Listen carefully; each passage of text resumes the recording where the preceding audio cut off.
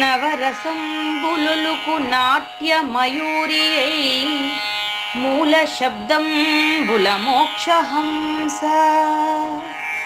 నవరసంబులుకు నాట్యమయూరియై మూల శబ్దంబుల మోక్షహంస. పరమ పవిత్రమౌ పరమాత్మ గీతయే నేడు నాట్యంబాడుచుండెగనుమా. పరమ పవిత్రమో పరమాత్మ గీతయే నేడు నాట్యంబాడుచుండెగనుమ.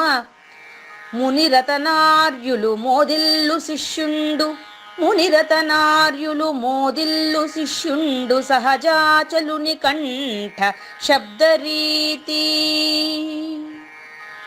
అజ్ఞానతిమిరంబులంతంబుజేయ అనాదిబోధను వినుము ఆర్యులార. అజ్ఞానతిమిరంబులంతంబుజేయ అనాదిబోధను వినుము ఆర్యులార. వినుము ఆర్యులార. తెలిపే జ్ఞానేశ్వరుల్ గీతన్ దివ్యరీతి. తెలిపే జ్ఞానేశ్వరుల్ గీతన్ దివ్యరీతి. ఆణిముత్యమీ గ్రంథము అచలులార. ఆణిముత్యమీ గ్రంథము అచలులార. ఆదరించిరి గీతను అచల ఋషులు గురుని వాక్కుగా గ్రహించి గురుతుగనుడు. ఆదరించిరి గీతను అచల ఋషులు గురుని వాక్కుగా గ్రహించి గురుతుగనుడు. హరి ఓం శ్రీ గురుభ్యో నమః. ఓం నమో భగవతే వాసుదేవాయ. ఓం నమో నారాయణాయ. ఓం నమః శివాయ.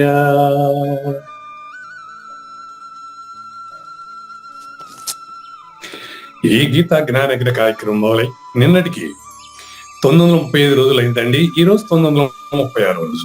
ఈ గీతా జ్ఞానయజ్ఞ కార్యక్రమం సంకల్పించి నిర్వహిస్తున్న శ్రీ విద్యాసాగర్ గురువు గారికి, శ్రీ వెంకటేశ్వర గురువు గారికి శ్రోతలందరి తరపున ధన్యవాదాలు చెప్తున్నాను. ఈనాటి కార్యక్రమంలో పాల్గొన్న ఆత్మస్వరూపులైన శ్రోతలందరికీ కైవల్యాశ్రమం తరపున, అలాగే శ్రీ శివరామ దీక్షితుల వారి ఆచార్య యూట్యూబ్ ఛానల్ తరపున హృదయపూర్వక స్వాగతం, వందనాలు. కార్యక్రమం ఆరంభించమని గురువు గారిని కోరుతున్నాను.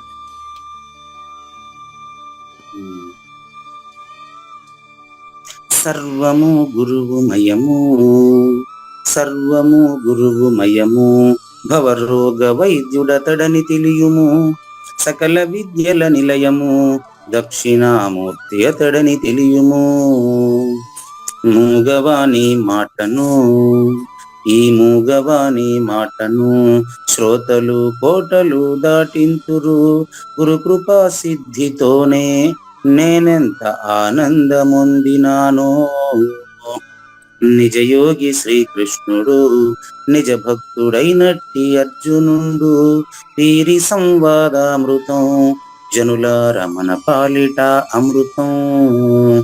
వేదవ్యాసుడు దీనిని జనుల యద వికసించునట్లుగాను మహాభారతమందున వెలిగించే కోటి సూర్యుల వెలుగుతో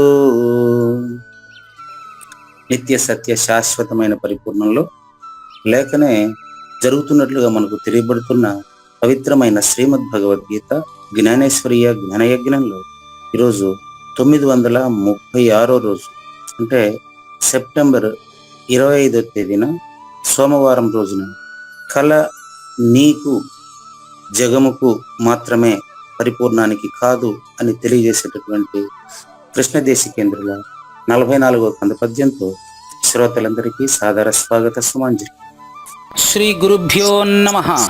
శ్రీమద్భాగవత కృష్ణదేశిక ప్రభులు రచించిన 292 కందార్థ దరువులు సంపూర్ణంగా జ్ఞానయజ్ఞంలో రోజుకొకటి చొప్పున వ్యాఖ్యానించబడిన విషయం శ్రోతలకు విదితమే. ఈ కందార్థ దరువులను రచించిన 19 సంవత్సరాల వరకు అవి ముద్రణకు నోచుకోలేదని, వాటిలోని నిగూఢ భావాలను మరింత స్పష్టం చేస్తూ రచయిత క్షరాక్షరోపాధి ద్వయదోషరహిత పరమతత్వ కందములు 261 రచించారని, తదుపరి సద్గురు శుభాశీస్సులతో ఈ రెండూ కలిపి ఒకే పుస్తకంగా ముద్రించారని పెద్దలు చెప్పగా విన్నాం. పుస్తకం ఇప్పుడు మన భక్తులతో చాలా మంది దగ్గర ఉంది. ఈ కందపద్యాలు భగవద్గీతకు ఉత్తర గీత వలె సద్గురు భక్తులకు కందార్థ దరువులలోని ఎన్నో సమస్యలకు సమాధానమై విలసిల్లుతోంది. ఎంతో ఉపయోగకరమైనటువంటి ఈ కందపద్యాలను రోజుకు ఒక్కొక్కటి చొప్పున వివరించాలని అడిగిన ప్రత్యక్ష శ్రోతల కోరిక మేరకు జ్ఞానయజ్ఞంలో శ్రీకృష్ణ పరమాత్మ సందేశానికి ముందే ప్రతిరోజు కృష్ణ ప్రభువుల దర్శనం మహద్భాగ్యంగా భావిస్తూ ముందుకు వెళదామా? కల నీకు జగముకు అంతట గల బయలుకు కలిగియున్న ఘనమగు తిప్పల్ కలయగని మేలుకని ఆ కలవలె మేలుకను జూచి కదులు ముళ్ళకి. చాలా జాగ్రత్తగా గమనించాల్సినటువంటి పదయ భజనలు ఉన్నాయి. ఇందులో గానానికి 3 లేదా 4 టేకులు తీసుకున్నారు అమ్మగారు కూడాను. ఎందుకనంటే 43 కందపద్యాలు పూర్తయినాయి ఇప్పటికీ. నీకు అంటే శ్రోతలందరూ తనకు అని అన్వయం చేసుకోవాలండి. అది వ్యాఖ్యాతే చెప్పాలి, అతని ధర్మం, అది గుర్తుపెట్టుకోండి. శ్రీకృష్ణ దేశికేంద్రులు ఇక్కడ కళ నీకు జగముకు అంటున్నారండి. ఆ రెండు ఒకటేనండి. గమనించండి. నీకు అంటే అయ్యా కావూరు నాగేశ్వర ప్రసాద్ గారు నీకే, పూజారి వెంకటేశం గారు నీకే అని అర్థం అండి. ఈ పేరుకు సంబంధించింది. నీకు అంటే పేరుకు అప్లై చేస్తే దాన్ని నరస్వప్నం అంటారండి. ఆ కళ అని ఫస్ట్ ప్రారంభంలో పెట్టాడు ఆయన. కళ అంటే స్వప్నము, నీకు అంటే ఇండివిజువల్, జగముకు అంటే నువ్వు జగములో భాగం కదా. కావూరి నాగేశ్వర ప్రసాద్ అనే మీరు జగములో భాగం అండి. అందుకని నరస్వప్నం అని ఎవరెవరో చెప్తే సురస్వప్నమేనని స్థిరమతి దక్షిణామూర్తి స్వరూపుడు శివరామ దీక్షితులు నిర్ధారణ చేశారు. ఈ సిద్ధాంతాన్ని 44వ కందపద్యంలో రాద్ధాంతం చేయడం కృష్ణ ప్రభువుల యొక్క ఉద్దేశం. సిద్ధాంతం కూడా రాద్ధాంతం అయిపోవాలండి. అంటే సిద్ధాంతము అంటే ఉన్నది ఉన్నట్లు చెప్పడమే తప్ప కొత్తగా తెచ్చిచ్చేది కాదు కదా. అందుకని ఈరోజు సిద్ధాంతం తెలుసుకున్నవాడు ఇప్పుడు తెలుసుకున్నవాడు కాదని, ఎప్పటి నుంచో పరిపూర్ణుడేనని తెలిస్తే లేనిది లేదని తెలిసిపోతుందండి. లేని వాడికేనండి అది కూడా తెలిసేది. కూడా తెలిసేది కూడా పరిపూర్ణుడికి కాదండి. లేనిది లేని వాడికి ఎలా తెలుస్తుందో గమనించండి. ఆ పదవి విభజన చక్కగా చూడండి. కల నీకు జగముకు రెండు ఒకటే. ఇది ఒకటి వెస్ట్, ఒకటి 24, ఒకటి 25, ఒకటి అజ్ఞానం, రెండోది విజ్ఞానం, అంతే కదా. కల నీకు 3 అవస్థల్లో ఉన్నటువంటి జీవుడికి అండి. జగము అంతా కూడా కలలోనే ఉంది అయ్యా. ఈ జాగ్రత్త, నిద్ర, కళ అనే మూడిట్లో ఉండే కళ నీది. మరి పంచభూత ప్రకృతి అంతా కూడా నీలోనే కదా ఉంది. పంచభూత ప్రకృతిలోనే కదా కావూరు నాగేశ్వర ప్రసాద్ ఉన్నారు. ఆ జగముది కూడా కళే. కాబట్టి కళ నీకు నంబర్ 1, జగముకు నంబర్ 2, అంతటా అది ఉత్వసంధి. జగముకు ప్లస్ అంతటా అక్కడ ఉత్వసంధిని కలిపారు. ఇక్కడ కళ నీకు నంబర్ 1, జగముకు నంబర్ 2, 24, 25 ఒకటే.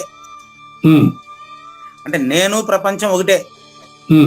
ఎందుకంటే ప్రపంచంలో నేను కల్పించబడినాను. బాగా పడుతుంది. ప్రపంచంలో పూజారి వెంకటేశం కల్పించబడినాడు అనే డౌట్ లేదండి. ఇప్పుడు జగం ఉంటేనే నేను, జగం అనేది మాయా, లేనిది జగంలో ఉన్నవాడు కూడా మాయ అవుతాడు ఆటోమేటిక్ గా. ఇప్పుడు నేను చెప్పింది మీరు చెప్పిన దానికి, నేను చెప్పిన దానికి మీరు చెప్పింది వ్యాఖ్య. Very good, right. ఇంకో కోణం, ఇప్పుడు వ్యతిరేకం, ఇంకో కోణం ఆలోచించండి తండ్రి.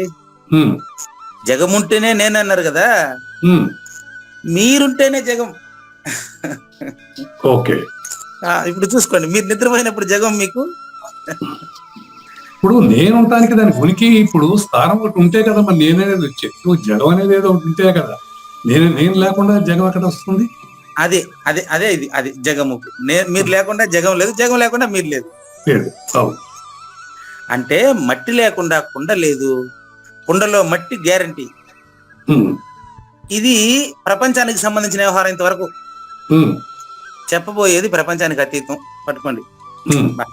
నా ద్వారా ఈ యొక్క పద్యాల్లో ఉండేటువంటి భావాల్ని ఇంత స్పష్టంగా విడగొట్టగలిగారండి ప్రత్యక్ష శ్రోతలు. దాన్ని మళ్ళీ క్లాసులో ఎందుకు అడుగుతారా అనుకున్నా నేను. మీరు ఈ విధంగా పీస్ చేసి వివరిస్తారని వాళ్ళకి తెలుసు. లేకపోతే నేనెక్కడ ఈ పద్యాన్ని చెప్పేటువంటి సత్తా నాకెక్కడండి? అదే గురుగారు మీరు చెప్పేది మేము పలుకుతాం తప్పేమో దాంట్లో.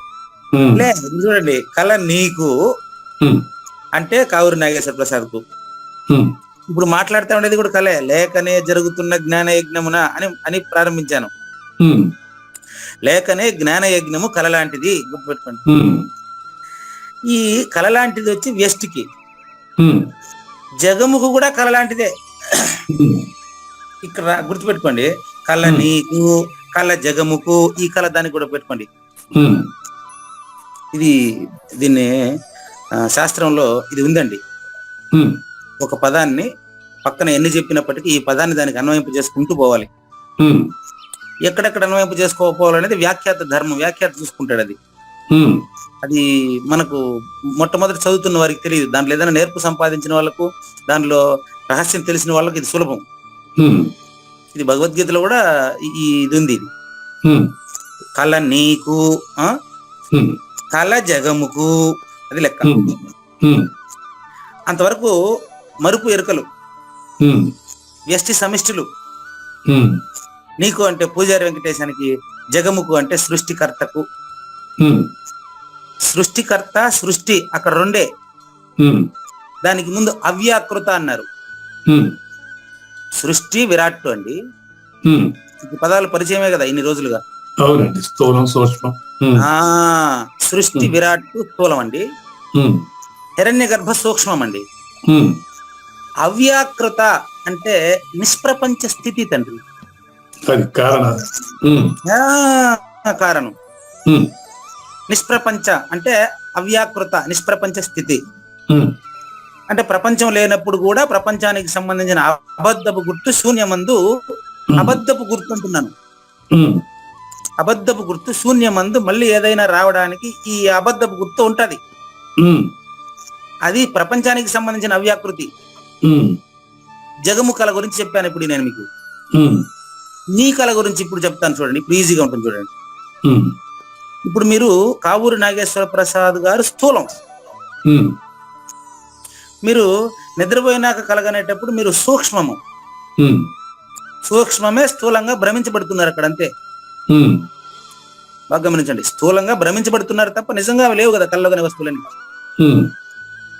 స్థూల సూక్ష్మ. కారణం అంటే నిద్ర. నిద్రలో మీరున్నట్టు కూడా మీకు తెలియదు, దాన్నే కారణం అంటాము. అందులో నుంచి ఈ రెండు వస్తుంటాయి. అంటే కార్యకారణములకు, ఈ కార్యకారణములైన ఏకమే కారణం తప్ప వేరే కారణం లేదండి. మట్టి కుండలకు మట్టే కారణం తప్ప వేరే మూడో కారణం ఏముండదు.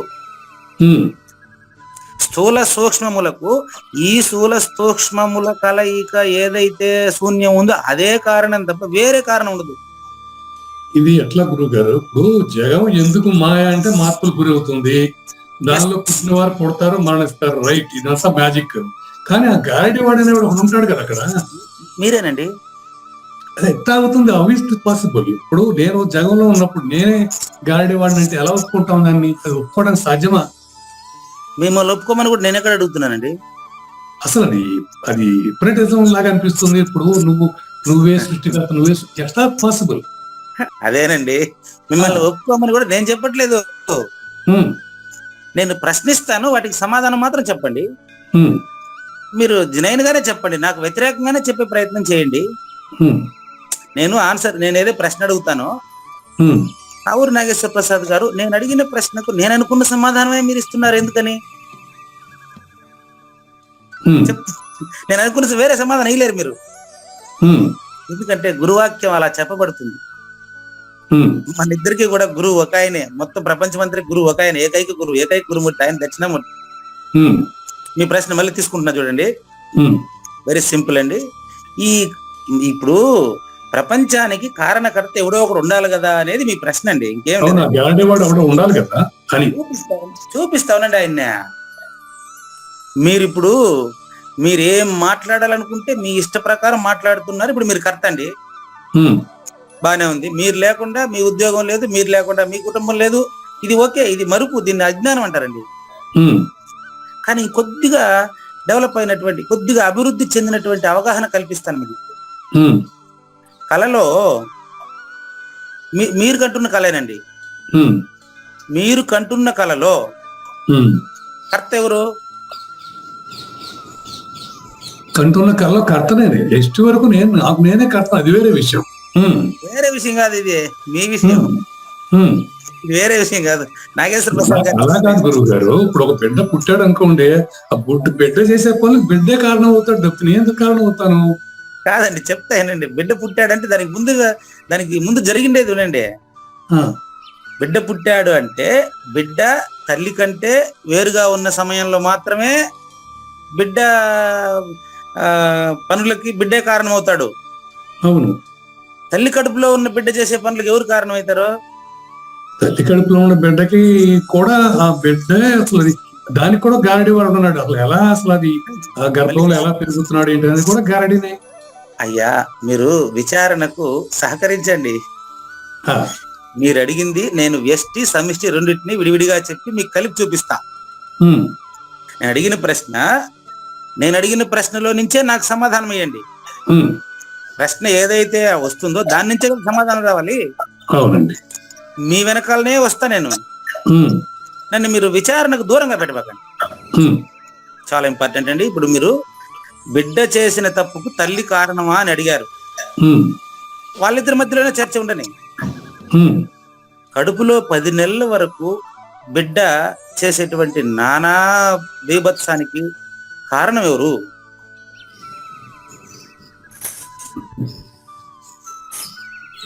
తొమ్మిది నెలల 10 నెలల వరకు ఉమ్, కడుపులో బిడ్డ ఉంటాడండి. తల్లి కడుపులో బిడ్డ.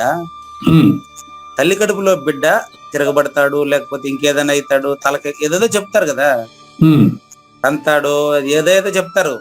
ఉమ్. తల్లి కడుపులో బిడ్డ చేసే చేష్టలకు కారణము బిడ్డనా తల్లినా? బిడ్డే, కానీ దాన్ని చేయించేవాడు ఒకడు ఉన్నాడు. నేను ఇచ్చిన ఆప్షన్లో మీరు చెప్పినవి లేవు. లేవు. నేను ఆప్షన్లు ఏమి ఇచ్చినా తెలుసా? ఉమ్, నేను ఇచ్చిన ఆప్షన్ మాత్రం చెప్పండి. ఉమ్. తల్లి కడుపులో బిడ్డ చేష్టలకు తల్లి కారణమా బిడ్డ కారణమా? బిడ్డే కాదు. బిడ్డే కారణం. ఓకే, మరి అట్లా ఆ మాట మీద రండి సార్లు. ఈ బిడ్డ తల్లిలో భాగమా కాదా? తల్లిలో భాగమే. ఇందులో అనుమానం ఉందా? లేదు. ఇప్పుడు ఆ బిడ్డను కనడానికి బిడ్డ కారణమా? బిడ్డను కనడానికి ఉమ్, బిడ్డను కనడానికి పెళ్లి చేసుకుని భర్తతో కాపురం చేసి బిడ్డను కనడానికి తల్లి కారణమా బిడ్డ కారణమా? బిడ్డే కాదు. ఏది వీళ్ళిద్దరు పెళ్లి చేసుకోవడానికి ఆ బిడ్డ కారణమా? ఇప్పుడు ఇందులో కార్యకారణాలు రెండు ఉంటాయి గురుగారు. ఇక్కడ ఇప్పుడు తల్లి బిడ్డకి జన్మించాడు, బిడ్డ ఉన్నాడు కనుక ఆవిడ జన్మిస్తుంది. రండి, వెరీ గుడ్. ఇప్పుడు కార్యకారణానికి సంబంధం ఉందని ఒప్పుకున్నారా? ఉమ్, ఇప్పుడు రండి. ఈ నాగేశ్వర ప్రసాద్ కార్యరూపమయ్యా, ఉమ్. ప్రకృతి కారణ రూపం కదా. ఆ, మీరు చెప్పిందే. ఉమ్, నాగేశ్వర విచారణ ఎప్పుడు కూడా మీ వెనకాలే వస్తుందండి. ప్రశ్నించేవాడి వెనకాల విచారణ వచ్చేస్తుంది. ఉమ్, ఇప్పుడు నాకు మళ్ళీ ప్రశ్నించేవాడిని మీరు చూపించే ప్రయత్నం చేయండి. ఉమ్, దాన్ని డిఫెన్స్ అంటారు. ఉమ్. పూజారి వెంకటేశ్వర ఏం చెప్తున్నాడు? నాగేశ్వర ప్రసాద్ లేదని నిరూపించే ప్రయత్నంలో ఉన్నాడండి. ఉమ్. మీరు లేదని నాగేశ్వర ప్రసాద్కి కారణం ఉంది నిరూపించే ప్రయత్నంలో మీరు ఉండాలి. ఈ రెండే పని. ఉమ్, నాగేశ్వర ప్రసాద్కి ఒక కారణం ఉంది అని నాగేశ్వర ప్రసాద్ చెప్తున్నాడు, ఉమ్, లేదు అని పూజారి వెంకటేశ్వర చెప్తున్నాడు. ఉమ్. దీనికి ఉదాహరణగా మీ విచారణ నుంచి తల్లి బిడ్డలు వచ్చింది. తల్లి బిడ్డ కారణంలో బిడ్డే కారణం అని చెప్పాడు. మీరు అదే మాట మీద ఉండండి. నేను ఈ ప్రశ్నలే వేస్తాను, విచారణ మీ దగ్గరకు వచ్చేస్తుంది. గమనించండి, తల్లి బిడ్డలలో బిడ్డ కారణము అని చెప్తున్నారు మీరు. చూద్దాం, కడుపులో బిడ్డను ఏర్పాటు చేసుకోవడానికి ఎవరు కారణం? అంటే మీరు చెప్తా ఉండేది 100% కరెక్ట్ ఆన్సరేనండి. ఏం కన్ఫ్యూజన్ లేదు మీకు, కన్ఫ్యూజన్ ఉన్నట్టు ఉంటుంది అంతే. ఈ బిడ్డ చేసినటువంటి సంస్కారముల వల్ల ఆయా తల్లిదండ్రులని ఆశ్రయిస్తారని కాబట్టి బిడ్డ కారణం అన్నారు. నాకు అర్థమైంది. ఏ వ్యక్తి అయినా కావూరి నాగేశ్వర ప్రసాద్ గారికి పెళ్లి చేసుకుని ఒక కూతుర్ని గాని మళ్ళీ తాత అవ్వడం అనేది అతని ప్రారంభంలో ఉండడం వల్ల నాగేశ్వర ప్రసాద్ వాళ్ళ తల్లిదండ్రులని ఆశ్రయించాడు. ఆమె తల్లి గర్భాన్ని ఆశ్రయించి ఇప్పుడు జ్ఞానయజ్ఞంలో పలుకుతున్నాడు. దీనికంతా బిడ్డే కారణం ఒప్పుకున్నా. కానీ బాగా గమనించండి, అమ్మగారు అంటే మా అమ్మ లేకపోతే నాగేశ్వరరావు గారు వాళ్ళ అమ్మ పెళ్లి చేసుకుని పిల్లల్ని కనడానికి ఆ ఆలోచన వచ్చిండేది, ఆ దానికి కారణం తల్లి అవుతుంది కదా. నాగేశ్వర ప్రసాద్ సంస్కారాలకి నాగేశ్వర ప్రసాద్ కారణం కరెక్ట్. కానీ నాగేశ్వర ప్రసాద్ తల్లి గారు ఆవిడ జన్మకు ఆవిడ సంస్కారాల కారణం అది కరెక్టే. కానీ కార్యకారణాలు ఒకటే అవుతాయి కదా అని మీ నుంచి వచ్చిన పదం ఇంతకు ముందు. ఎప్పుడైతే విత్తనము కారణంగా చెట్టు కార్యంగా మనకు కనిపిస్తుంది, కానీ చెట్టు నుంచి విత్తనం వచ్చినప్పుడు చెట్టు కారణంగా విత్తనం కార్యంగా తెలుస్తుందిలే. అదే విధంగా నాగేశ్వర ప్రసాద్ ఇప్పుడు తల్లి నుంచి విడిపడి వేరైన తర్వాత కారణం వెతుకుతున్నాడు. నేను అడుగుతా ఉండేది కొంచెం ముందుకు పంపిస్తున్నా మిమ్మల్ని. నాగేశ్వర ప్రసాద్ గారు తల్లి కడుపులో పడక ముందు తల్లి పెళ్లి చేసుకోవడానికి తల్లే కారణమా బిడ్డ కారణమా? తల్లే కారణం. అదే విధంగా తండ్రి నాగేశ్వర ప్రసాద్ గాని పూజారి వెంకటేశం గాని వింటున్న శ్రోతలు గాని వ్యక్తిగత సంస్కారాలు వ్యక్తిగత కారణాలుగా ఉన్నాయి. కానీ ఈ వ్యక్తిగత సంస్కారాలు సమిష్టిలో భాగమా కాదా? ఆకాశంలో భాగమా కాదా? ఇప్పుడు చెప్పండి, ప్రకృతిలో ఈ ఇండివిజువల్ అనేది కళ నీకు, నేను అక్కడి నుంచి కొంచెం ఒక ఇంచు కూడా కదలలేదు ఇంతవరకు. శ్రోతలారా, సద్గురు భక్త జనులారా, ఏమి ఇబ్బంది పడవకండి. నేను ఈ యొక్క కృష్ణ ప్రభువుల పద్యపాదం నుంచి ఒక ఇంచు కూడా కదలలేదు ఇంకా. ఇంతవరకు చెప్పింది కళ నీకు జగముకు అనే 2 పదాలని సమన్వయం చేశానండి నాగేశ్వర ప్రసాద్ గారి ప్రశ్న పరంపరల వల్ల. గమనించండి, కళ నీకు జగముకు ఒకటే అని చెప్పాను మీకు నేను. దాని సమన్వయం ఎంతసేపు పట్టిందండి? నాగేశ్వర ప్రసాద్ కంటున్న కళ నాగేశ్వర ప్రసాద్ కు సంబంధించింది. జగముకు అంటే అర్థం ఏంటంటే సృష్టిలో 84 లక్షల జీవరాశులను భరించి పోషిస్తా ఉండేది ప్రకృతి, అవునా? ఈ ప్రకృతిని మాయా అంటారు, అవునా? ప్రకృతికి ఉపాధి మాయనే. ప్రకృతికి ఉపాధి మాయనే. జగమే మాయా సమిష్టి, బతుకే మాయా వ్యష్టి. బతుకు జగానిదే జీవుడిదే? బతుకు జగానిదే. బాగా గమనించండి, బతుకు జీవితం అండి. బతుకు అంటే జీవితం కదా. ఇదో అది ఆ 2 పదాలు వచ్చినాయి. మళ్ళీ కళ నీకు జగముకు ఆ 2 పదాల దగ్గరే ఉన్నా నేను. దేవదాస్ సినిమా కూడా అడిగి వచ్చేసింది. జగమే మాయా కళ జగముకు, బతుకే మాయా కళ నీకు. దేవదాస్ సినిమాలో పెట్టినటువంటి బుచ్చిబాబు నవల అది. ఆ సారాంశం కూడా ఇదే. ఇక్కడ ఎగిరిపోవాలి ఇప్పుడు ప్రపంచం మీ దగ్గర. అంటే ప్రపంచం ఎగిరిపోవాలంటే లేని ప్రపంచం లేనిదని కావూరి నాగేశ్వర ప్రసాద్ ప్రత్యక్ష ప్రమాణం అయిపోవాలా. చూసుకోండి, జగమే మాయా బతుకే మాయా 2 వాక్యాలు తెలుస్తున్నాయి ఇక్కడ మనకు. కళ నీకు ఒక వాక్యం, కళ జగముకు 2వ వాక్యం. కళ నీకు అన్నప్పుడు కలగంటున్నటువంటి నీకు కళ వేరుగా తెలుస్తుంది, జాగ్రత్త వేరుగా తెలుస్తుంది. ఈ 2 సుషుప్తి నుంచి వచ్చినవేనా? Yes are no? అవునండి, సుషుప్తి నుంచి వచ్చినవి. చూడు, మీరు వేరే ఆన్సర్ చెప్పలేరు. మీరే కాదు, వింటున్న ఎవరైనా కూడా వేరే ఆన్సర్ చెప్పలేరు. కళ మెలకువ ఈ రెండు మీకు సుషుప్తి నుంచి వచ్చిందా కాదా? అవును. ఇది నీ కథ. ఇది నువ్వు ఉండే ప్రపంచం కథకు రండి. విరాట్, హిరణ్య గర్భ ఈ రెండు కూడా అవ్యాకృత నుంచి సంభవించిందని శాస్త్ర సిద్ధాంతమా కాదా? అవునండి. ఆ పట్టిక ఉంది, నేనేసింది కాదు కదా అది. అదేలేండి. విరాట్, హిరణ్య గర్భ అనేది అవ్యాకృత అంటే నిష్ప్రపంచ స్థితి నుంచే ప్రపంచం అని తెలుస్తా ఉందా లేదా? కాబట్టి ఎరుక వ్యష్టి త్రయము, సమిష్టి ద్వయము. ఈ కందార్థాలకు టైటిల్ అది, ఈ కంద పద్యాలకు టైటిల్ అదే. మొత్తానికి టైటిల్ ఏం తెలుసా? ప్రకృతి ద్వయదోష రహిత. ప్రకృతి అది శుద్ధ నిర్గుణ తత్వము కందార్థ దరువుల టైటిల్. దీని టైటిల్ అది కాదు. క్షర అక్షర ఉపాధి ప్రకృతి ద్వయదోష రహిత పరమతత్వ కందములు దీని పేరు. ఆ టైటిల్ కూడా మీ ద్వారా వివరించబడతా ఉంది ఇక్కడ. బాగా గమనించండి. క్షరము అక్షరము అండి. క్షర అక్షర ఉపాధి ఏది తెలుసా? రెండు వచ్చేసినాయి ఇప్పుడు చూడండి. నేను చెప్తాను. ఇప్పుడు నాగేశ్వర ప్రసాద్ అనే దేహము క్షర ఉపాధి అండి. అందులో జన్మకు ముందు అక్షర ఉపాధి. అది ఏం క్లారిటీ అండి. అవునా కదా? చూడండి, క్షర ఉపాధి ముందు అక్షర ఉపాధి. Yes, very clear. జన్మ కూడా అంతే కదా, చూసుకోండి. ప్రపంచం కూడా అంతే కదా. శూన్యము నుంచే సర్వము, అదే సృష్టి విన్యాసం. ఇప్పటి వరకు కళ నీకు జగముకు అనేటువంటి వ్యాఖ్య కంప్లీట్ అయింది అనుకుంటా. అంతవరకు రిస్క్ అంతా కూడా అర్థం చేసుకోవాల్సిన అవగాహన అంతా కూడా దీంట్లోనే ఉండేది.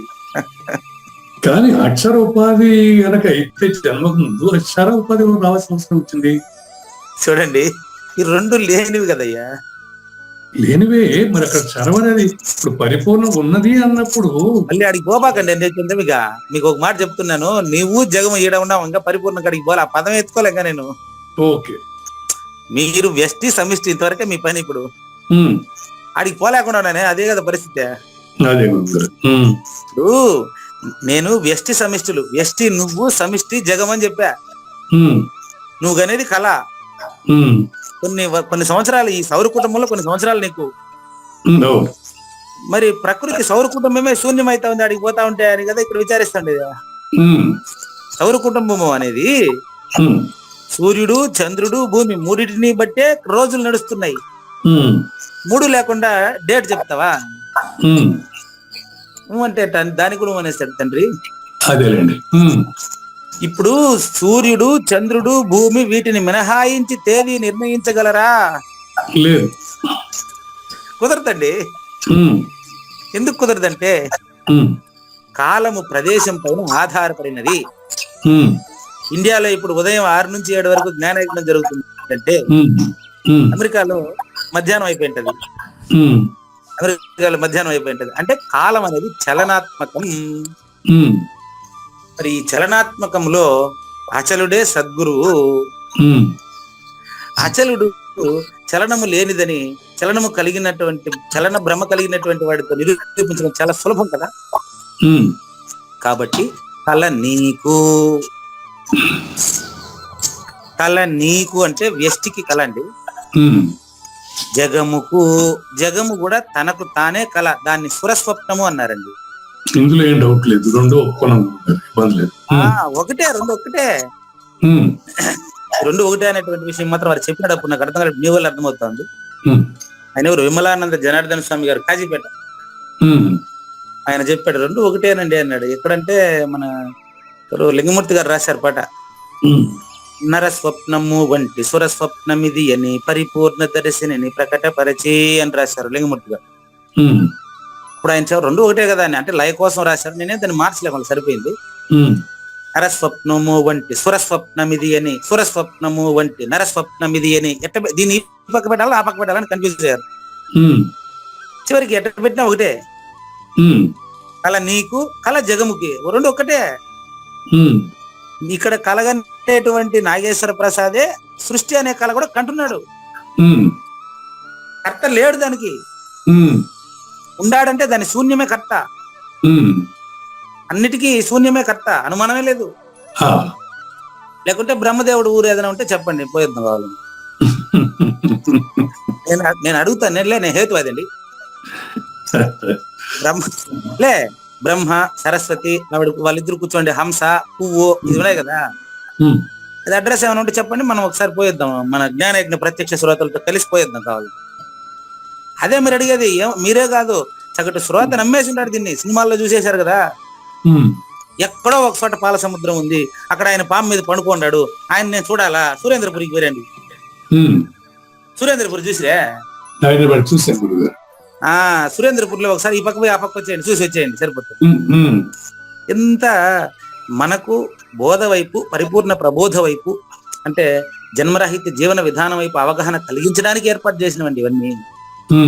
దానివల్ల పరిపూర్ణం తెలియబడదండి, తెలుసుకునేవాడు లేకపోతేనే పరిపూర్ణం అయ్యా. ఇప్పుడు నువ్వు అంటే కార్యము కారణము అన్నప్పుడు సమిష్టి అనేది కారణంగా, వ్యష్టి కార్యరూపంగా తెలుస్తుందండి. కానీ వ్యష్టిలో పోయి విచారిస్తే కార్యకారణాలు ఒకటేనని తెలిసిందండి. దాన్ని ఇప్పుడు మీకు చూపించేస్తాను ముందుగా, మళ్ళీ పరిపూర్ణ దగ్గర మళ్ళీ పోదాం. విత్తనము చెట్టు ఈ రెండు ఒకదానికి ఒకటి కారణంగా ఉన్నాయి కదా. ఇప్పుడు మీరు చెట్టు రూపంలో ఉన్నారు, ప్రకృతి మీకు విత్తనము, ఒప్పుకుంటారా? మన అమ్మ నన్ను కన్న తల్లి అమ్మ అంట, మళ్ళీ ఆమెను కన్న తల్లి గాడికి పోయేదండి. ఇలా అనవస్థ దోషం వస్తుంది. నన్ను కన్న తల్లి నాకు కారణం అనుకుంటే మొత్తం అందరికీ కన్న తల్లి ప్రకృతి కారణంగా తెలుస్తుంది మనకు. దీనికి మీకు 13వ అధ్యాయం శ్లోకం నెంబర్ 21 తీసుకోండి, చాలా క్లారిటీగా వివరిస్తాం. 13 ధర్మక్షేత్ర క్షేత్రజ్ఞ అవిభాగ యోగం అండి. మీకు అందులో మీ సందేహాలు మొత్తం వెళ్ళిపోతాయి. కార్యకారణ కర్తృత్వే హేతు ప్రకృతి రుచ్యతే. కార్యకారణములకు ప్రకృతి హేతువు. పురుష సుఖ దుఃఖానాం. మీ ప్రశ్న అర్థం ఏడే ఉంది చూడండి. మరి ఈ పురుషుని సుఖ దుఃఖాలకి కారణం ఎవడో ఒకడు ఉండాలి కదా, మ్యాజిక్ చేసేవాడు ఎవడో ఒకడు ఉండాలి కదా, ఇదే మీ ప్రశ్న. ఆన్సర్ ఉందిడా? ఇది మీరే చెప్పండి, ఆన్సర్ చూస్తానని చెప్తా చూడండి, అందులో మీరు పట్టుకోండి. కార్యకారణ కర్తృత్వే హేతు ప్రకృతి రుచ్యతే. కార్యకారణములకు ప్రకృతి కారణము. క్లియర్ గా ఉందా? నెక్స్ట్, పురుష సుఖ దుఃఖానాం. ఈ పురుషుని సుఖ దుఃఖాల కారణం ఎవరప్ప? పురుష సుఖ దుఃఖానాం భోక్తృత్వే హేతు రుచ్యతే. ఎవడు భోక్త? మీకు ఆన్సర్ వచ్చేసిందండి డైరెక్ట్. కార్యకారణములకు ప్రకృతి కారణము. నాగేశ్వర ప్రసాద్లోని సుఖ దుఃఖములకు కారణం పేరు చెప్తారు, రాసుకోండి. చెప్పినారు, గుర్తుందా? వచ్చిందా? నేను చెప్పాలా? కాదండి, కార్యకారణములకు ప్రకృతి కారణం. Very good. వ్యష్టిలో ఈ యొక్క ఏమంటాడు, సుఖ దుఃఖములకు కారణం ఎవరు? రాసుకోండి. సుఖ దుఃఖములకు కారణం ఎవరు? మీరు అడిగిన ప్రశ్న ఇదే. అంటే వ్యక్తిలోని సుఖ దుఃఖములకు కారణం ఎవరు? ఆన్సర్ రాసుకోండి. భోక్త. భోక్త ఆన్సర్ అదేనండి. భోక్త అంటే ఎవరు? దాని అర్థం చెప్పండి. భోక్త అంటే దాన్ని పొందేవాడు. పొందేవాడు. వాడు ఎక్కడి నుంచి వచ్చాడు తెలుసా? కర్త నుంచే.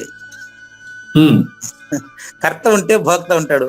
కర్త శూన్యం అయినప్పుడు భోక్త ఎవరిని అడుగుతారు మీరు? పక్కన చెప్పేశారండి ఈ రెండింటికి అతీతమైన పరిపూర్ణమని. ఏమి ఉత్తమ పురుష అంటాడు అక్కడ. దీనికి ఇతరమైనది వాడు అంటాడు వాడు. 15వ అధ్యాయంలో కూడా అదే చెప్పారు. ఉత్తమ పురుష తు అన్య. ఈ జగముకి నీకు సంబంధం లేని వాడయ్యా పురుషోత్తముడు. ఆ 13వ అధ్యాయంలోనే దాని తర్వాత శ్లోకంలో చెప్పారు చాలా స్పష్టంగా. పురుష ప్రకృతిస్థో హి భుంక్తే ప్రకృతి జాన్గుణాన్ కారణం గుణ సంగోస్య సదసద్యోని జన్మసు.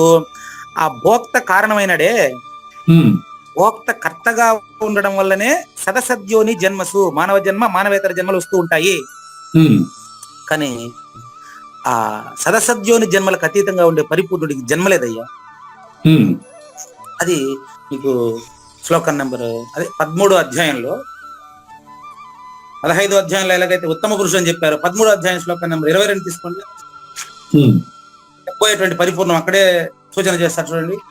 ఉమ్, శ్లోకం నెంబర్ అది అధ్యాయం నెంబర్ 13, ఉమ్, శ్లోకం నెంబర్ 22. అంటే అది ఎందుకు నెంబర్ చెప్పలేకపోతున్నా అంటే ఉపద్రష్ట అంటారు అతన్ని, ఎందుకు చెప్పలేకపోతున్నాను అంటే అందులో కొన్ని దీని పక్కన 23 వస్తుంది. ఇక్కడైతే ఉమ్, వీళ్ళు 13 అధ్యాయంలో 0 శ్లోకం పెట్టాను కదా, ఉమ్, అందుకని నెంబర్ కన్ఫ్యూజ్ అవుతారని మీకు చూపిస్తున్నా. ఉపద్రష్ట అంటారండి పరిపూర్ణుడిని. ఉమ్, అక్కడ తెలుసుకున్నాం మనం ఆ రోజు. ఉమ్, ఉపద్రష్ట హనుమంత చ భర్త భోక్త మహేశ్వర పరమాత్మేతి చాప్యుక్తో దేహేస్మిన్ పురుష పరహ పర పరిపూర్ణం.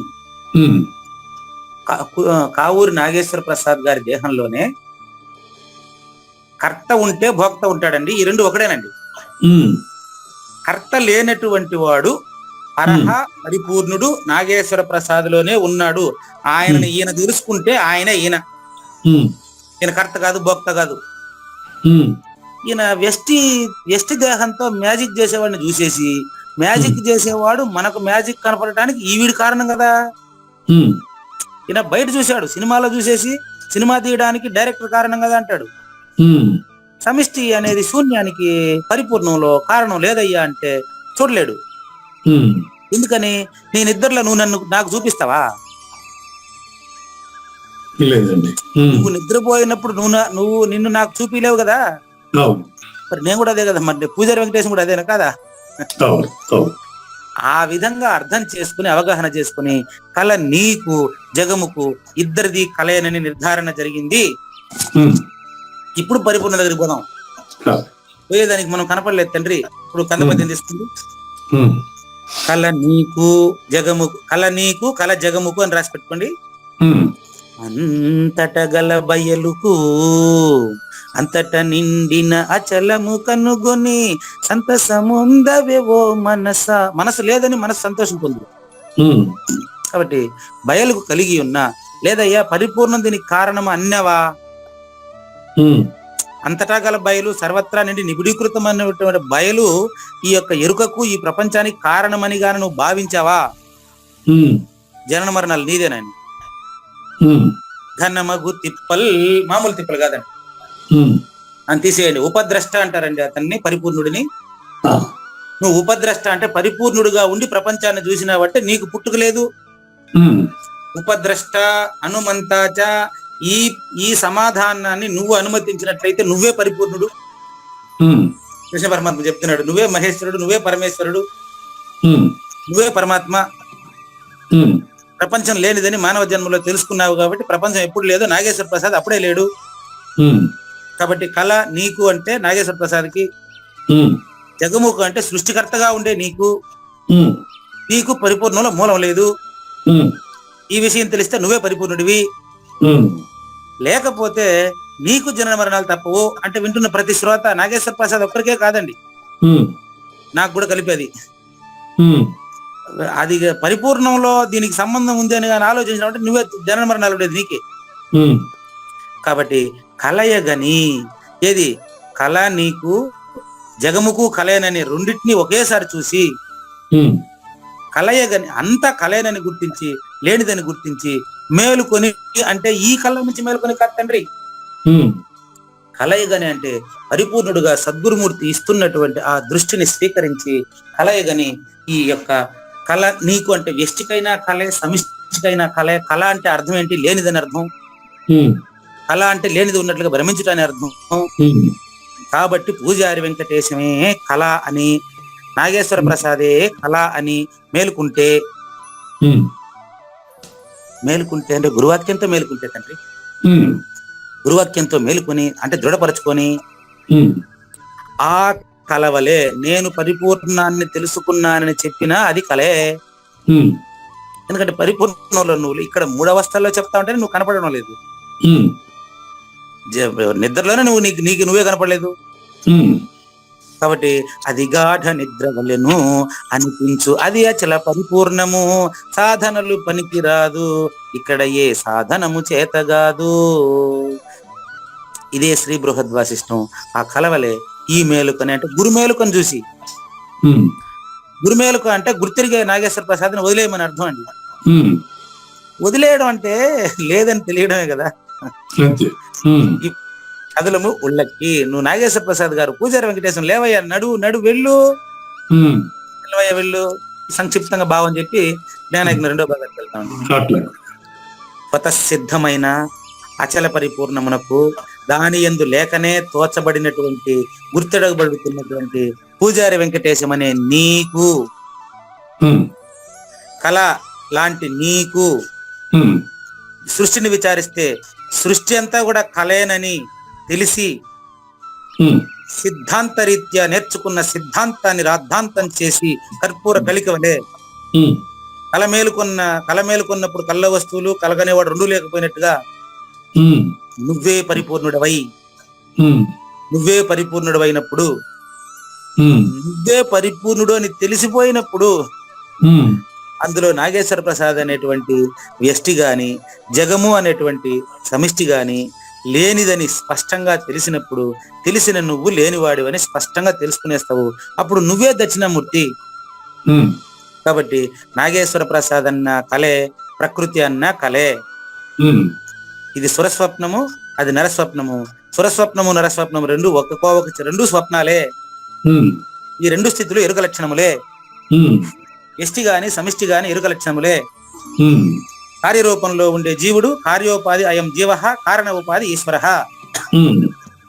కార్యరూపంలో ఉండే జీవుడు కారణాన్ని వెతకపోతే వీడికి కారణం కనపడదు. ఉమ్. కొన్ని సృష్టికి కారణం వెతికితే అది ఆకాశం దగ్గర పోయి ఆగిపోతా ఉంది. ఉమ్. ఆకాశానికి కారణం ఒకసారి మనం చూస్తే పరిపూర్ణంలో ఇది లేదు. ఉమ్.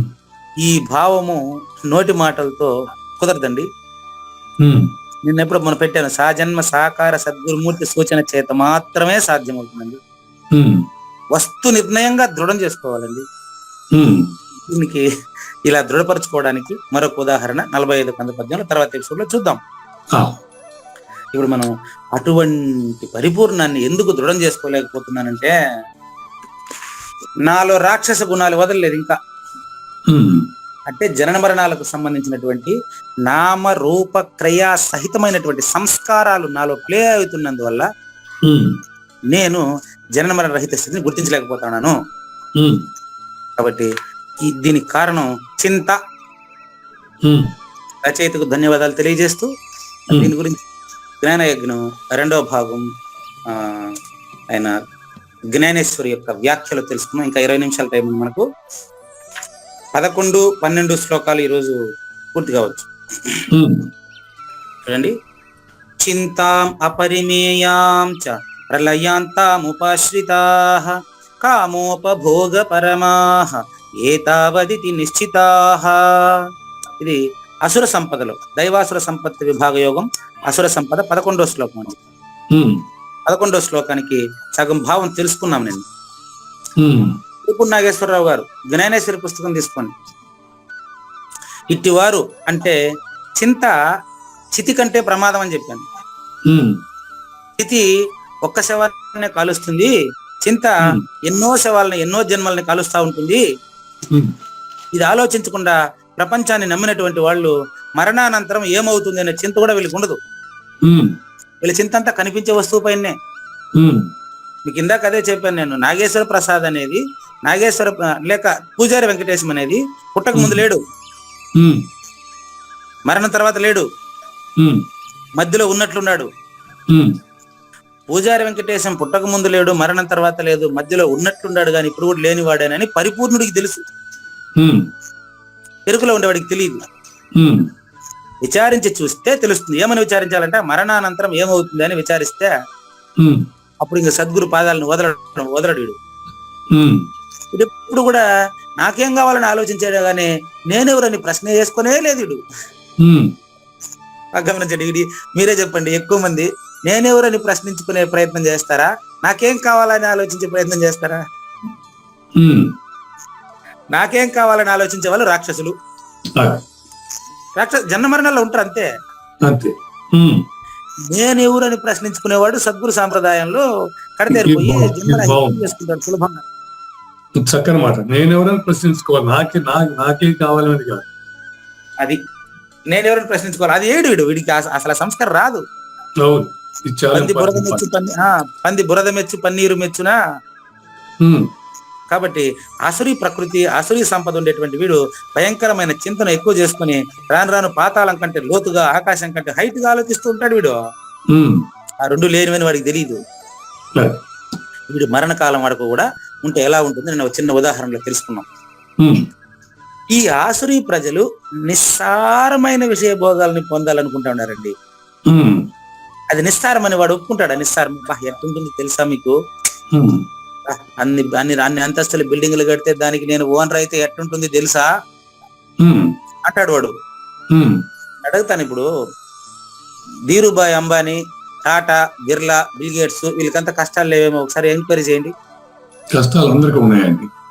మరి కష్టాలు లేనివాడు పరిపూర్ణుడు ఒకడేనయ్యా. చాలా ఇంపార్టెంట్ అండి ఇది. దీనికి ఆసురీ సంపద వలన ఇటువంటి ఆలోచన రాదు. వీడికి స్త్రీల గానము వినగోరుదును. ఎప్పుడు కూడా అక్కడ చదివేసినాడు, రా రా ప్రియా సుందరా. ఈ స్వర్గంలో అదేంది ఎక్కువ భక్త ప్రహ్లాద సినిమా ఎక్కువ రోజులు పోయిందండి, వినుంటారు. అందులో హిరణ్యకశిపుడు అనుభవించే సుఖాలను చూసుంటారు అందరూ. ఆ సినిమాలో కూడా వాడు నాశనం పొందినటువంటి విధానం, దాని అంతరార్థం తెలుసుకునే ప్రయత్నం చేయరు.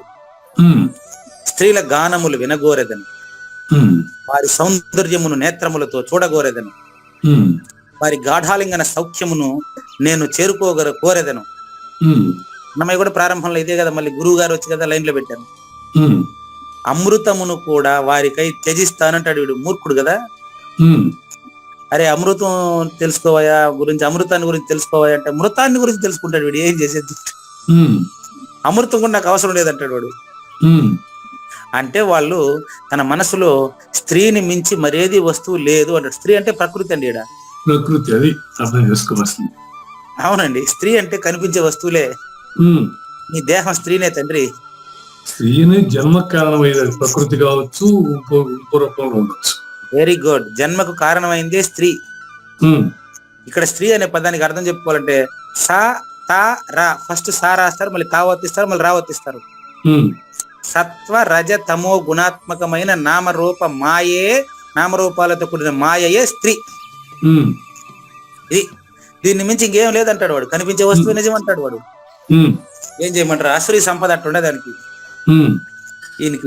దీన్ని మించిన వస్తువు నాకు ఇంకొకటి లేదు. మీరు ఎన్నన్నా చెప్పండి. నేను చాలా మందికి హ్యూమన్ వాల్యూస్ చెప్పే ప్రయత్నం చేసినప్పుడు చాలా మూర్ఖత్వంగా ప్రవర్తించాను నేను. ఎందుకంటే హ్యూమన్ వాల్యూస్ నాకు తెలిసిన వెంటనే అందరికీ తెలిపేయాలని ఆశతో ఏం చేశానంటే, మా ఆవిడ చెప్పారు ఆ సలహా నాకు. ఏంటయ్యా, ముందు నీ కుటుంబాన్ని చక్కదిద్దుకోయా, మీ అన్న, మీ తమ్ముడు, మీ అన్న పిల్లకాయలు వీళ్ళందరికి చెప్పోయా ఫస్ట్, మళ్ళీ స్టూడెంట్స్ కి మళ్ళీ చెప్తూ గానీ అని చెప్పారు. ఒక ప్రయోగం వేద్దాం వీళ్ళ మీదనే అని చెప్పేసి ఫస్ట్ మా అన్న వాళ్ళ ఇంటికి పోయినా. మా అన్న కొడుక్కి చెప్పడం ప్రారంభించా.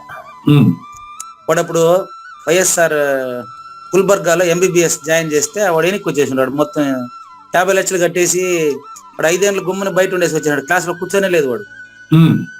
వాడు వచ్చినాక వాడికి చెప్పడం మొదలు పెట్టమని చెప్పినాడు. మా అన్నకు చెప్తే నాకు వద్దు నాయన, 50 లక్షలు వృధా చేసి ఇంట్లో కూర్చున్నాడు, ఈయనకి చెప్పు అంటాడు ఆయన. నేను ఏం చేయాలి అంటే ఒకటే ఫెయిల్ అయినా.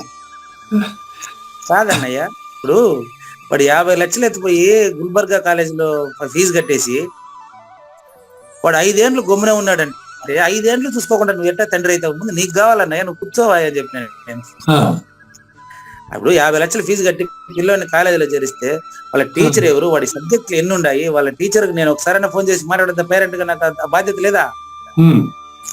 ఇప్పుడు 5 ఏళ్ళు గుమ్మనే ఆట్లాడేసి వచ్చేసినట్టు 50 లక్షలు నష్టమైంది అంటున్నావు కదా, నీదే తప్పు. ఫస్ట్ నువ్వు కూర్చోన్నా, రే నాకు అంత తీరిక లేదురా, వాడు నా కొడుకు చెప్పురా అనేసి కూర్చున్నాడు లేసాయండి. ఇప్పుడు 50 లక్షలు నష్టమైంది అంటే ఇంద్ర అనమాట.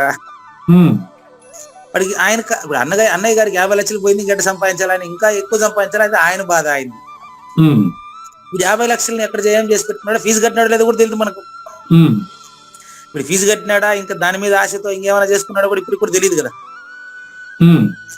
కాబట్టి సరే వీనికి పోయి చెప్దామని ఇంటి దగ్గర కూర్చుంటే వాడేమంటాడు తెలుసా, ఇంక నేను డిగ్రీ కాలేజ్ ప్రొఫెసరు, వాడు స్టూడెంట్ కదండి, కాబట్టి వానికి ఏదైనా ట్రై చేద్దామని వాడి దగ్గర పోయి కూర్చున్నా. చిన్న నాకు ఇట్లాంటివంతా పనికిరాదు. వాడు చెప్తాడు, చిన్న ఆయన డబ్బులోనే సుఖం ఉంది, ఎక్కువ డబ్బు ఉంటే నేను ఎక్కువ ఆనందంగా ఉంటాను. దీనికి మించిన విద్య మరి ఎక్కడ లేదు. దయచేసి మీరు దయచేయండి చిన్న ఆయన, దయచేసి మీ గౌరవం మీరు కాపాడుకోండి, మీరు లేచి వెళ్ళిపోండి అంటాడు. ఒకటే మాట్లాడు, ఏం చేయమంటారు చెప్పండి. కాబట్టి ఇట్టుంటారు రాక్షస గుణాలు, ఇట్టుంటాయి. అంటే కనిపించే వస్తు సంపదలు, డబ్బు, బంగారు, స్త్రీ, ఇల్లు, వాకిలి, ఇదే నిజం అంటాడు వాడు. వాడికి ఏట చెప్తాను చెప్పండి, అవలవుతుందే. అందుచేత వారు ఏం చేస్తారు, సంభోగానికి ప్రపంచంలో దేన్నైనా తారుమారు చేస్తారు. ఒక పెద్ద తాజ్ మహల్ కట్టించేస్తాడు వాడు. అదే పెద్ద చరిత్ర. మళ్ళా అదే తాజ్ మహల్ నిర్మాణానికి రాళ్ళు ఎత్తిన కూలీలు ఎవరని ప్రశ్నిస్తాడు షాజహాన్. అదే సరే శ్రీశ్రీ. కష్టపడిన వాళ్ళ పేర్లంతా ఉపాధి కోసం, ఉపాధిని పోషించుకునే లేక కష్టపడతా ఉండే వాళ్ళంతా పక్కన పెడితే, ఎవరో ఏదో చేసిన రాజు పేరు పెట్టేసినారు. ఏమి అదొక పెద్ద వింత. మళ్ళీ ప్రపంచంలో అదొక పెద్ద వింత. ఆయన ఎందుకు కట్టినాడు అది చెప్పండి. అది తాజ్ మహల్ దేనికి కట్టినాడు? విషయ ప్రపంచానికి ముడిపడిన విషయంతో తాజ్ మహల్ కట్టాడు. కాబట్టి రాక్షస యొక్క అంటే రాక్షస ఆనందం ఇట్లుంటది. కాబట్టి ప్రపంచంలో దేన్నైనా తారుమారు చేస్తారు, తాజ్ మహల్ కడతారు. అంటే దీని అర్థం ఏంటంటే దిగంతము దిక్కులంతా పాకి ఉంటది వాడు. ఇంకా ఆ దిక్కు కావాలా, చంద్రమండలంలో ఫ్లాట్లు బుక్ చేస్తారు. వీడి ఆశ ఎట్టుంటది తెలుసా? నెక్స్ట్ ఆశ అనే పదంతో నెక్స్ట్ శ్లోకం ప్రారంభమవుతుంది. ఇప్పుడు ఏం చేస్తున్నారంటే లేటెస్ట్ గా చంద్రమండలంలో ఫ్లాట్స్ బుక్ చేస్తున్నారంట అండి. ఏమయ్యా మీకు ఏమైనా కొంచెం తెలివి ఉందా? ఒకసారి సైన్స్ పరిశీలించండి. సూర్యుడికి భూమికి మధ్యలో చంద్రుడు ఉన్నాడండి. ఎరుక ప్రపంచంలో భూమిలో ఉండేటటువంటి భూమిపైన ఉండే జీవరాశుల్ని పెంచి పోషించడానికి సూర్యుని నుండి అరువు తీసుకున్నటువంటి ఆ యొక్క చల్లదనాన్ని మొక్కలు పోషించడానికి అది ఉపయోగపడతా ఉంది. అది కూడా ఇట్లాంటిదే, పంచభూతాల్లో ఒక వస్తువేనయ్యా. ఏమయ్యా చంద్రమండలం పోయి ఫ్లాట్ ఏం వస్తుంది? దీనివల్ల ఏం కావాలి నీకు చెప్పు, అది చెప్పడం. చంద్రమండలంలో ఫ్లాట్లు బుక్ చేస్తున్నారండి ఇప్పుడే. ఏం చేయమంటారు చెప్పండి? దీన్ని ఆశ అంటారు అంతే. ఎప్పుడు లేనిది ఏదో కావాలా, అంతే కావాలి. ఇంత ఉండేటోడికి నేనెవరని ప్రశ్న తీరిక ఎట్టుంటది అని చెప్పు. కాబట్టి దిగంతము, పాతాళము, స్వర్గము వీటన్నిటి సరిహద్దులు కూడా వీళ్ళు దాటి చంద్రమండలంలో కూడా ఫ్లాట్లు బుక్ చేసుకుని అక్కడ ఇల్లు కట్టుకుని జీవించాలంటాడు. అంతెందుకు మా ఆయన మాట చెప్తా ఉండి, ఇంత ముందు రోజు చెప్పి మళ్ళీ ఇక్కడ చెప్తాను. నా కొడుకు, 2 కొడుకులు, నాకు 2 కోడలు డాక్టర్లుగా రావాలి. ఈ నలుగురు కలిసి నేను చావకుండా ఉండేటటువంటి మందు కనిపెట్టేవాలి.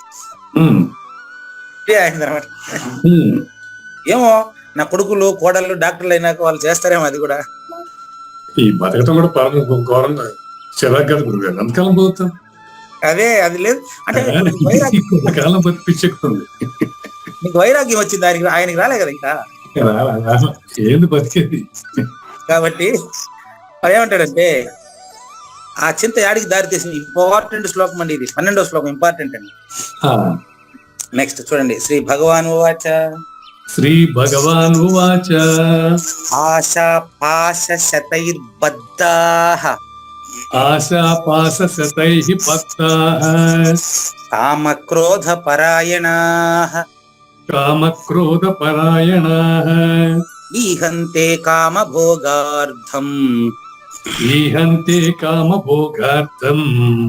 అన్యాయేన అర్థ సంచయాన్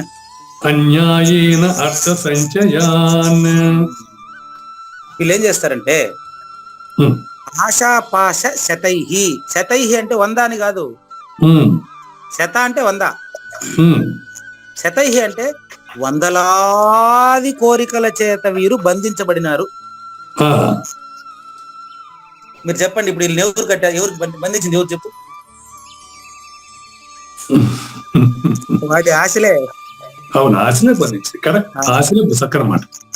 వాళ్ళ ఆశ బంధించినది ఎవరా? ఆశలే మనం బంధిస్తుంది. ఆశాపాశ శతైహి అంటే ఆశాపాశలనే, ఆశ అనే వందలా, పాశం అంటే దారం, వందలాది ఆశలు అనేటటువంటి తాళ్ల చేత బంధించబడి ఉన్నారు వీరు. ఏం చేస్తున్నారు బంధించి? కామ క్రోధ పరాయణా. వీళ్ళకి 10 తలకాయలు ఉంటాయండి. వీళ్ళకి 10 తలకాయల పేరు చెప్తా చూడండి. ఎవరికి? రాక్షస గుణం 10 తలకాయలు. 10 తలకాయలు. అందుకే అది రాముడు ఇద్దరు వాల్మీకి రాసిందే కదా. 10 తలకాయలు. ఓకే. 10 తలకాయలు. ఏం తలకాయలు తెలుసు? 10. కామ క్రోధ లోభ మోహ మద మాత్సర్యము ఈర్ష్య అసూయ రాగము ద్వేషము. ఓకే. ఈర్ష్య అసూయ రాగం. అర్షద్ వాళ్ళకి ఈర్ష్య అసూయ రాగం ద్వేషం వచ్చేది. అంతే. ఈ 10 తలకాయలు, ఒక్కొక్క తలకాయలో 100 తలకాయలు వెర్రి వేషాలు వేస్తుంటాయి వీళ్ళకి. కాబట్టి వీళ్ళు చంద్రమండలంలో ఫ్లాట్ బుక్ చేశారు. నేను వాళ్ళ చంద్రమండలంలో ఫ్లాట్ బుక్ చేసిన వాళ్ళకు ప్రశ్న ఇస్తా ఉన్నా. చంద్రమండలంలో వాతావరణానికి అనుకూలంగా మీ ఇల్లు కట్టి మీరు పోయి అక్కడ కాపురం ఉండేంత వరకు మీరు బతుకుంటారేమో ఒకసారి చెక్ చేసుకోండి.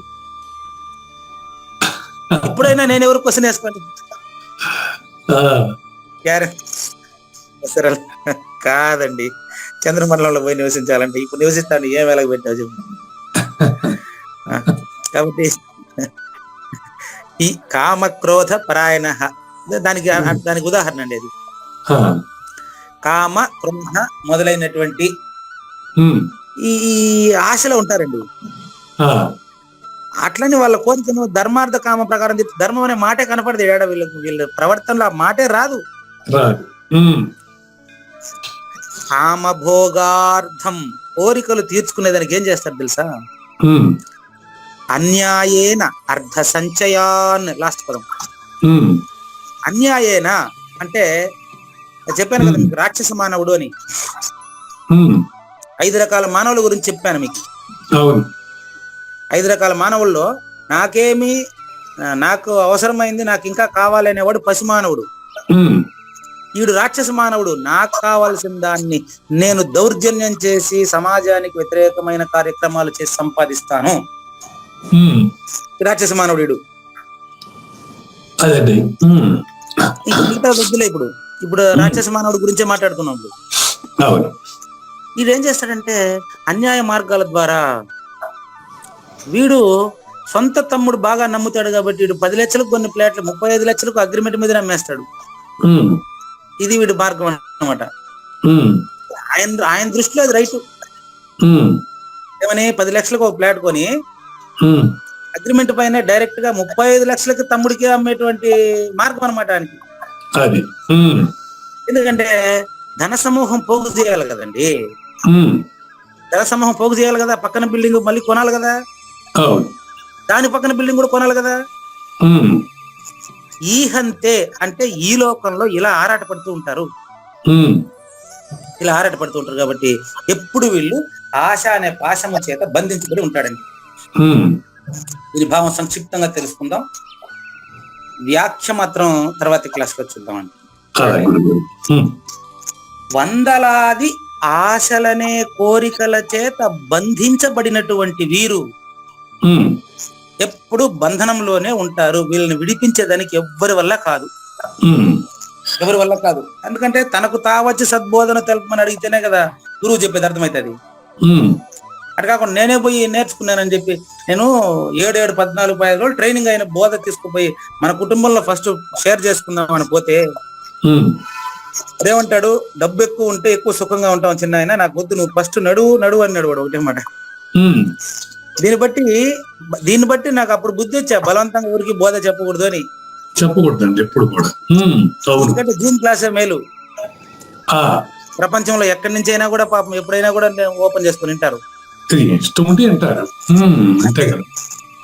కాబట్టి వందలాది ఆశల చేత బంధించబడినటువంటి వీరు విషయభోగముల నిమిత్తము అన్యాయ మార్గముల ద్వారా ధనార్జన చేస్తూ ఉంటారు. దీని సంక్షిప్త భావం అండి. దీని వ్యాఖ్య మనం తర్వాత క్లాస్ లో చూద్దాం.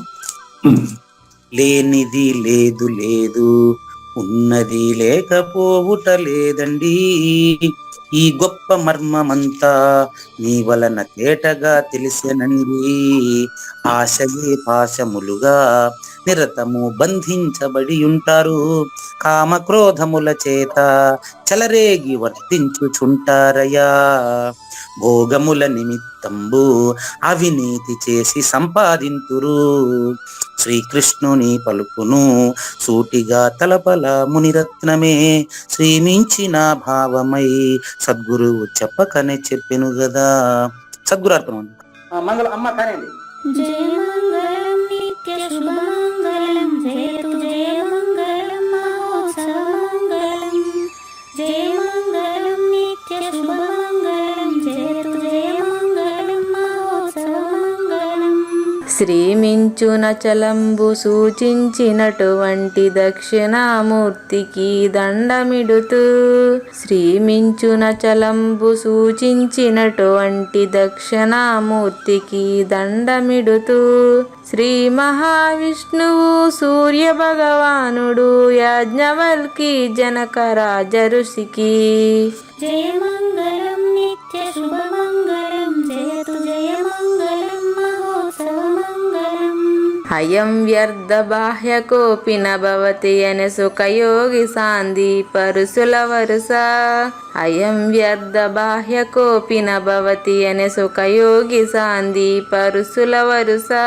దీనినే శ్రీకృష్ణ పరమాత్మ వద్దనే ఎరిగరిగిన ఉద్ధవార్జునులకు జయ మంగళం నిత్య శుభమంగళం జయతు జయ మంగళం మహోత్సవ మంగళం.